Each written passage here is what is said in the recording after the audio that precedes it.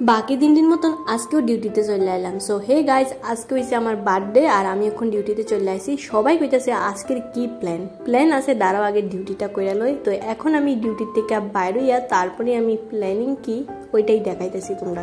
তো এখন ডিউটির থেকে আইয়া রুমে যাই, আবার ফ্রেশ ট্রেশ হইয়া আবার রেডি হয়ে যাইতেছি। আজকে আমার বার্থডে উপলক্ষে আমার হাজবেন্ড সবাই পার্টি দিতে যাইতেছে। বার্থডে পার্টিতে যাবার লেগে মনটা খুবই এক্সাইটেড আছে, কারণ সবাইরই এমন টাইমে অনেক স্পেশাল ফিল হইলে অনেক ভালো লাগে। তো যার কারণে আজকে একটু ভালোভাবে রেডি হইতেছি। যেহেতু বাইরে একটু বেশি গরম, তো তার কারণে হালকা পাতলা হালকা একটা কুর্তি পরে নিলাম, একটা নিচে স্যুট পরে নিলাম বাস, আর হালকা একটু মেকআপ করে নিলাম। তো জাস্ট এতটুকু। এরপরে কইতেছি আমার হাজবেন্ডের কথা। এরপরে দেখেন সব সময় কোনো না যাইতে সময় মাথার মধ্যে তেল আর জল মিশাইতে, তখন উঠে আমার রাগ। চুলটির মধ্যে কি লেগে যায় এত কিছু দেয় আমি বুঝি। চুলটি যখন ড্রাই থাকে তখন খুব ভালো লাগে, আর মেসি আর আমার কাছে খুব ভালো লাগে। দেখেন এখন চুলের একদম পুরো 12টা বাজাইতেছে। তো আর কি করবো, ইদারে লিয়ে সংসার করতে লাগবো। এখন আমি হয়ে গেছে রেডি। তো চলো এখন রেস্টুরেন্টে চলে যাই। সবাই এখন ওভার বুক করছে, এর লেগে আমরা ওয়েট করতেছি একটু। টাউনে বাইরে দেখলাম চৈত্র সেলের এত কেনাকাটা হইতেছে যে মানুষ হাঁটবির লেগে রাস্তা পাইতেছে না ঠিক মতন। রাস্তার আশেপাশে বিভিন্ন ছোটখাটো দোকানও বসেছিল, যার কারণে অনেক ভিড়। আর নাইট ডিজারের টাইনে তারা বেস্ট আছে, মানে নাইট টানলেও শিখতো না। 120 টাকা মাত্র এমন করে সিলাইতেছিল।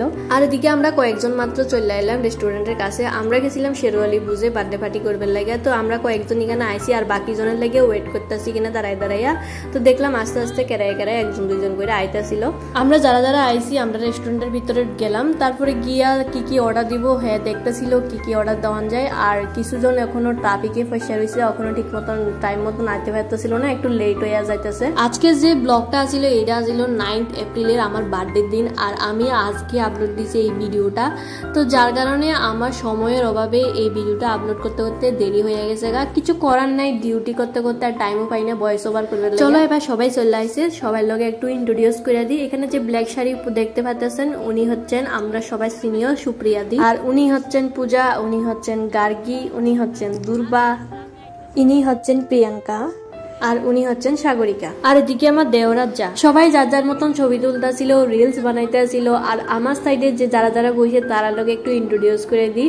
তো আমার সাইডে বসেছিল দীপঙ্কর আর হলো সৌরভ। সবাই আইয়া মাত্র যার যার মতন সবাই তো আমার বার্থডে উইশ করে লাইছে। আর এটা ছিল পুরোটাই স্ক্রিপ্টেড, মানে আবার সবাই উইশ করতেছে হ্যান্ডশেক কইরা।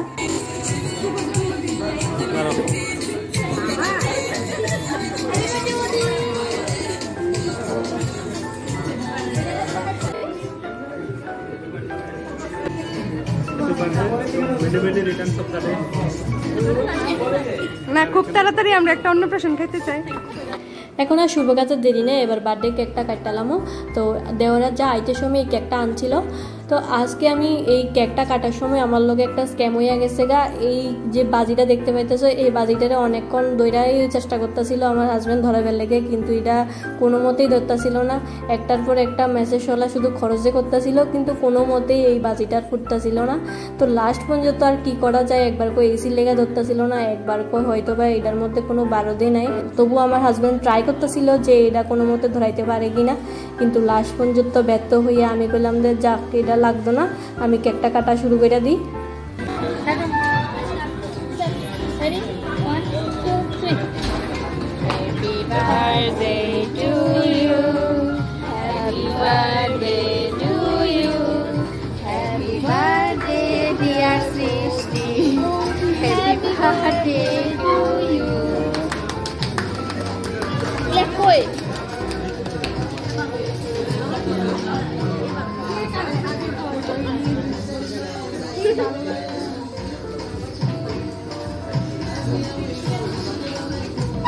প্রত্যেকবারই আমার এই স্পেশাল দিনগুলোতে আমার হাজব্যান্ড আমারে খুবই স্পেশাল ফিল করাই থাকে। যাই পারে মানে যাই কিছু করে আমার লাগে অনেক স্পেশাল। ভাগ্য করে আমার জীবনসঙ্গী পাইছিও বটে, খুবই মন মতন। সবকিছু আমার ভালো খারাপ সবটাই ওর উপরে। তবে হ্যাঁ একটু বকাঝকা করে, ঠিক আছে, এটা আমার ভালো লেগেই করে। এরপরে বুঝি, যখন বকাঝকা করে হয়তোবা তখন বুঝি না। এখন সবাইরই একটু করে কেক খাওয়াই দিলাম, সবাই আমার একটু করে খাওয়াই দিলাম। আর হ্যাঁ সবাই আমার বার্থডে পার্টিতে যারা অ্যাটেন্ড করছে সবাই মিললে কি কি সুন্দর সুন্দর আমার গিফট দিছে, এটাও একটু পরে দেখাইতেছি তোমরা। আর যারা যারা আমার বার্থডে উইশ করছে কল কইরা, তারপরে মেসেজ কইরা, SMS কইরা ফেসবুকে, তারপর ইনস্টাগ্রামে, তারারে অসংখ্য অসংখ্য ধন্যবাদ। তোমরা একটু স্পেশাল দিনে আমার একটু সময় বাইর করে আমার এত সুন্দর সুন্দর মেসেজ করবার লাগে, এত সুন্দর সুন্দর উইশেস করবার লাগে, সবাইরে থ্যাংক ইউ। এখন যে দেখতে পাচ্ছ এই সুন্দর শাড়িটা হের কলেজে সব ক্লাসমেট মিললা এই সুন্দর শাড়িটা গিফট করছে, অনেক সুন্দর হয়েছে। এই শাড়িটা ফরেনার রিলস হয়তো বা অনেকে দেখতে পাইছো, অনেক সুন্দর আর কমফোর্টেবল এই শাড়িটা। আর পরে যে গিফটটা খুলতে যাইতেছি এটা হইলো আমার দেওরা যার তরফ থেকে। তো চলো এটা দেখাই তোমরা। অনেকেই হয়তো বা আমার রিলসে দেখছো যে এটা কি গিফট হইতে পারে। তো এটা হইলো একটা সুন্দর কিউট একটা গণেশ ঠাকুর, দেখতে খুব কিউট লাগতেছে এটা। সবাই গিফট রিসিভ করার পরে সবার সামনে চলে আসছে ডিনার, সুস্বাদু ডিনার। তো যে যার মতন সবাই সার্ভ করে খানা শুরু করে দিছে। আর দেরি করে লাভ কি, সামনে যদি এত সুস্বাদু খানা থাকে আর কারোরই ইচ্ছা করে না যে ওয়েট করবার লাগে। তো আমি তো ফাইরা জন লাগে, আমি 3 দিনের অবজ্ঞা এত সুন্দর করে যে খাইতেছিলাম, এখন ভয়েস ওভার দিতে সময় আমার আবার খাইতে ইচ্ছা করতেছে।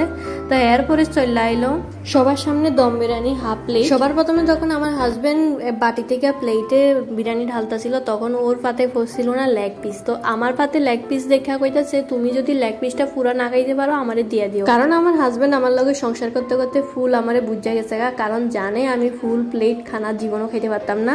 তো লাস্টে যদি আমি ফালাইয়া দিই তার কারণে আগে থেকে কইয়া দিছে তুমি যদি না খাও আমারে দিয়ে দিও। শেষ পর্যন্ত কিন্তু এমনটাই হয়েছে, আমি আর ফুল প্লেট খাইতে পারছি না, যেটা খাইতে পারছি না ওর পাতে তুলে দিয়ে দিছি। লেগ পিসও ফুল পিস খাইতে আর পারলাম না, আর লাস্টে কোকটাও ঠিক মতন পুরা খাইতে পারলাম না। তো সবার খাওয়া শেষে আবার বাড়ির দিকে রওনা সবাই। তো সবাই এতক্ষণ ধরে ফটো তুললো, তারপরে আমরা সবাই যাইতেছি এখন ঘরে, যার যার ঘরে। অনেক মজা হইলো সবার লগে।